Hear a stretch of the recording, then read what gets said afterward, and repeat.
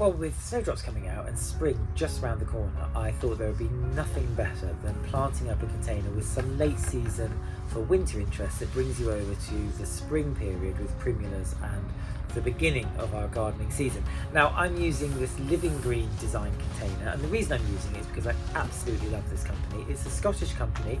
They manufacture everything bespoke, so when you order it, they're making it for you.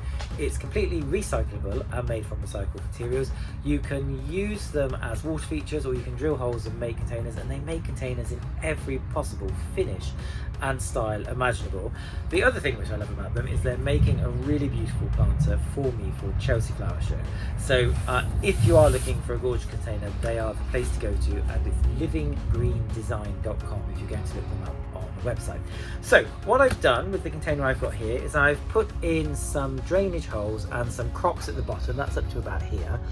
And then I've started putting in some peat-free compost. Now you can use straight peat-free compost, or you can use peat-free with soil-based. Now if you use soil-based compost, it just means there's a little bit extra water retention. I've filled up with crocks, so something to make drainage to about here. Now you can use all sorts of things, aggregates or polystyrene. It's actually better with aggregates and polystyrene, to be honest. And then after that, I'm using a peat-free compost. You can use a mix of peat-free compost and soil-based compost together. And if you use soil-based, it's just going to make water retention a little bit better. But the important thing is not to use peat, because you do not need it. So I'm filling up with that first of all. I've got some other compost here. So I'm going to fill it up. Actually, that's not going to be terribly quick. So I'm going to fill up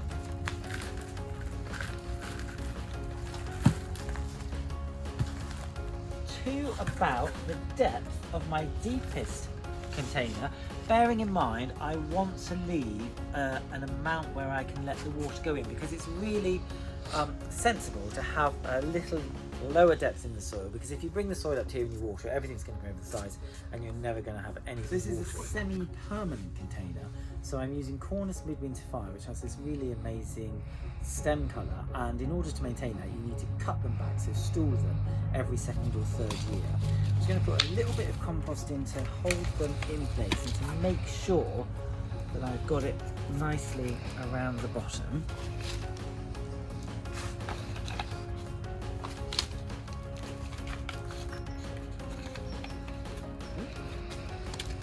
And then I'm going to combine with that this evergreen Highness Window, which gives a nice bit of structure, and fill up with a bit more compost.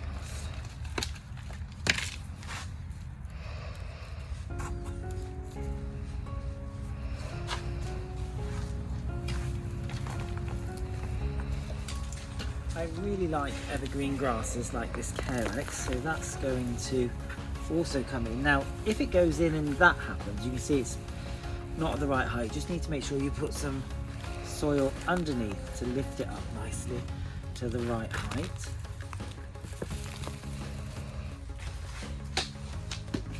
And I've also got these begonias, which are going to come on this side.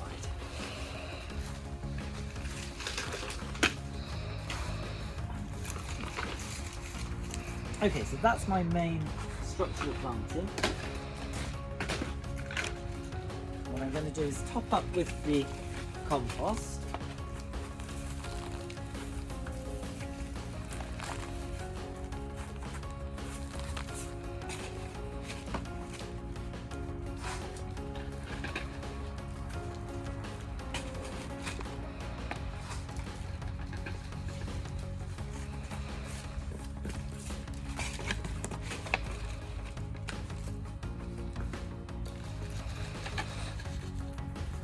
Make sure that I'm forcing that down to the bottom of the plant pots, so there's no air gaps and there's no chance of anything drying out. Now that is my seasonal plant, if you like, and into that I'm just going to add, you can get these in the garden centre now, some small bulbs that will just help give it a little bit of seasonal colour. I'm actually not going to put too many because I don't want it to look too false. I think just a couple coming through is really nice. So just 3, not too many. Make sure it's nice. And then basically that's it. But the important thing is not to leave this soil exposed because it doesn't look particularly good.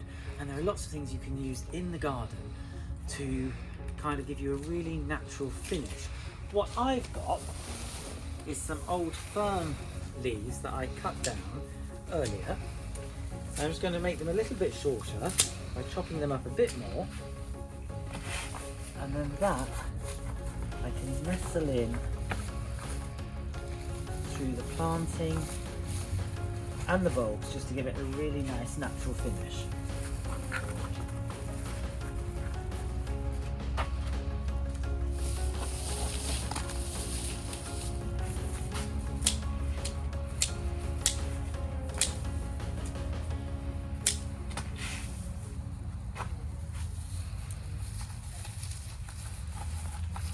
Now don't worry if those spring bulbs are covered because they will force their way through these leaves very easily in a couple of days.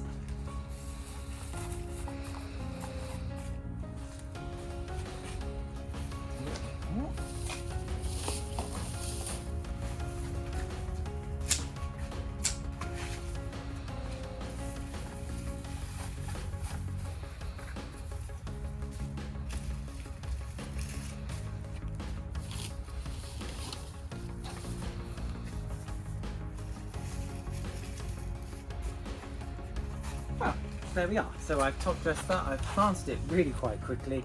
I've got some seasonal interest. This plant will look good year round. All that's left for me to do is to take off the labels because I don't want to leave those on. Make a note of the plants if you don't know what they are particularly, just so that you can reference that later.